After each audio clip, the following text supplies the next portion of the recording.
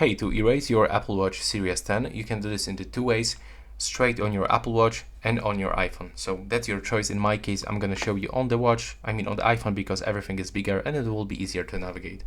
So go into the watch application first of all, go into the My Watch, and you will have to go for the general settings.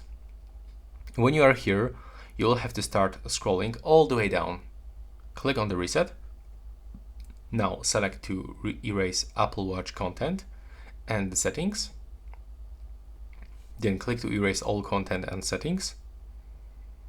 And now to do this, confirm by clicking erase all content and settings. So that's how it actually looks, and the process will start. If you want to do this on your Apple Watch, I'm going to show you why not. Let's say that you don't have your iPhone next to you.